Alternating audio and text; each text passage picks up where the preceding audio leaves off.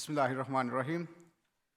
Prime Minister Ranil Wickremesinghe, Vice President Faisal Naseem, distinguished foreign ministers, distinguished representatives of the Indian Foundation, distinguished guests, ladies and gentlemen. Assalamu alaikum and a good evening to you all.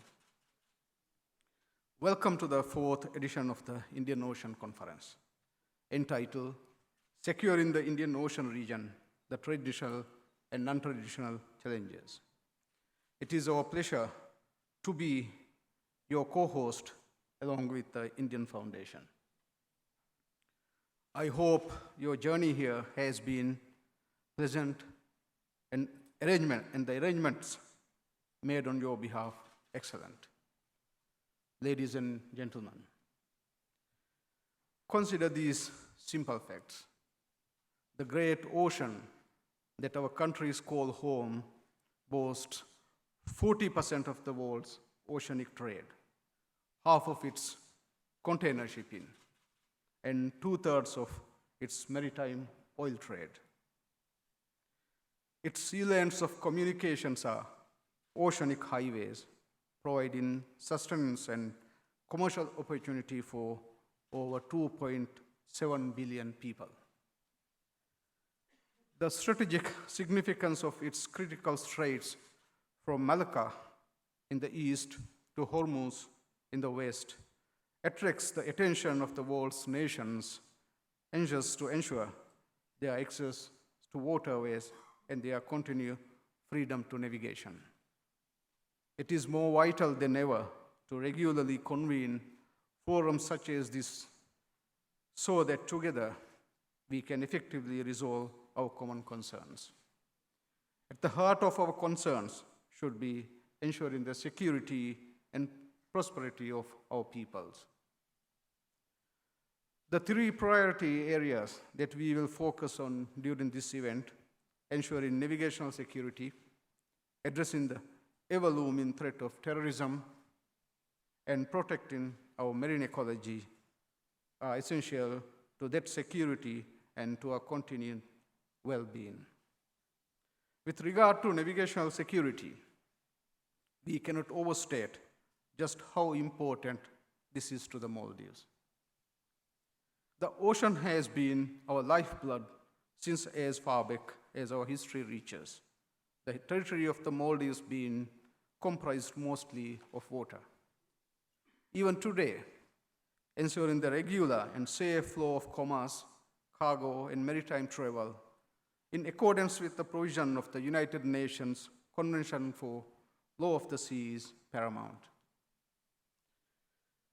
Further, effectively policing our territorial waters and vast exclusive economic zone of approximately 1 million square kilometers is vital to preventing illicit maritime activity, including human and narcotics trafficking, and to safeguarding our essential fish stocks from encroachment by foreign vessels in the form of illegal, unreported, and unregulated fishing.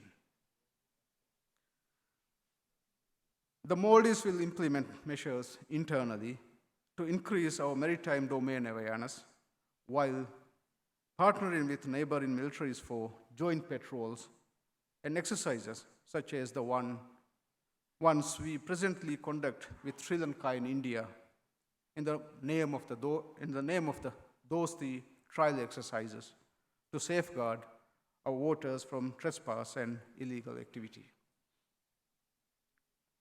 Unfortunately, terrorism and violent extremism has become a regular threat in the 21st century.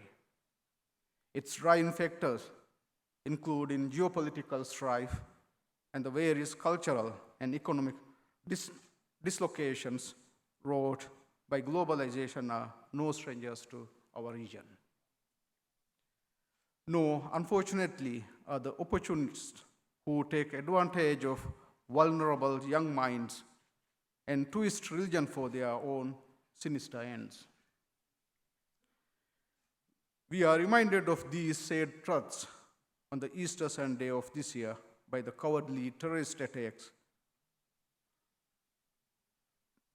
terrorist acts perpetrated on our neighbor and friend Sri Lanka, which killed so many innocent people. It is essential to upgrade our security measures and facilitate information sharing across regional intelligence agencies in order to meet and fully eradicate this menace. To be successful in this endeavor, we must also candidly address the underlying factors which drive violent extremism. Preserving the integrity and diversity of our marine ecology is also another crucial priority area for our collective security that we will be discussing during this conference. Particularly alarming for the Maldives has been the deep decline in the Indian Ocean's fish stock that are so essential to us as a source of dietary sustenance and economic enterprise, with tuna-based products comprising the bulk of our exports. To truly understand the gravity of the issue, we must reflect on the Atlantic Ocean's state failure to prevent the complete collapse of its northwest cod fishery stocks, because the precautionary measures they too prove too little, too late.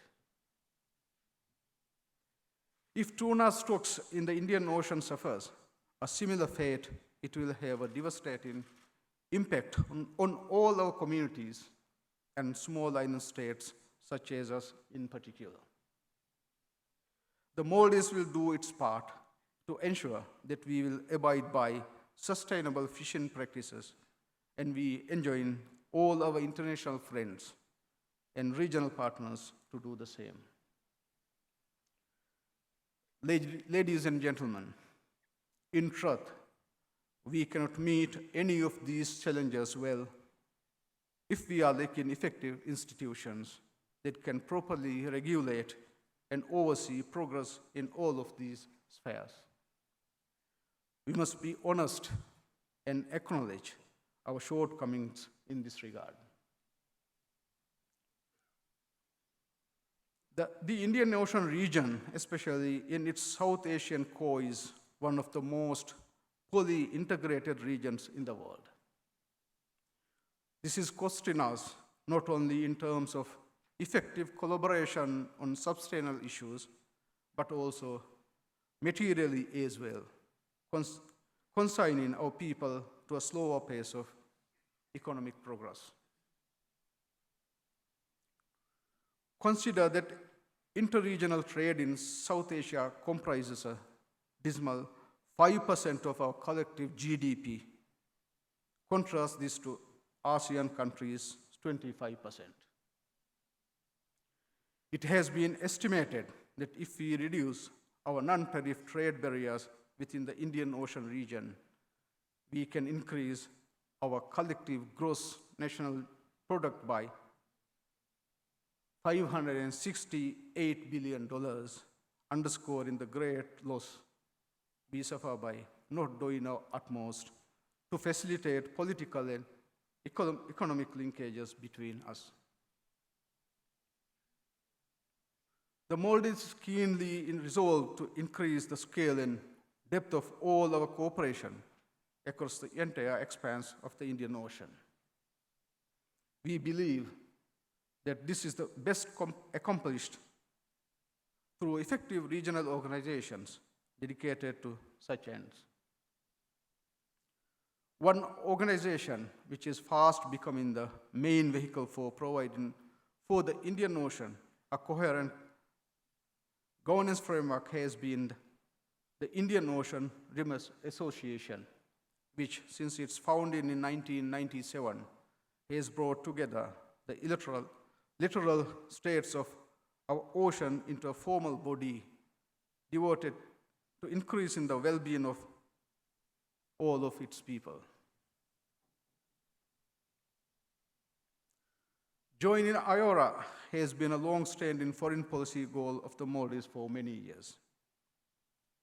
We are elated when at the 18th Council of Ministers meeting held in Durban, South Africa last year. We are finally approved for membership. This decision will be formalized at the 19th Council of Ministers meeting, which will be held next month in Dubai. As the Maldives prepares for membership in this important organization, we will lay the groundwork for proactive involvement by engaging on every single one of the substantial policy issues relevant to the Indian Ocean. This conference provides us a wonderful opportunity to do just that. We are keen on learning from the collective expertise of our distinguished panelists, speakers, and guests so that we can in turn make our positive contributions to the many spheres of common interest that we share. I'm eager to hear from all of you, and I hope that this forum proves a fruitful one, which will aid us in our overarching goal of building a more secure and prosperous Indian Ocean region. Thank you very much.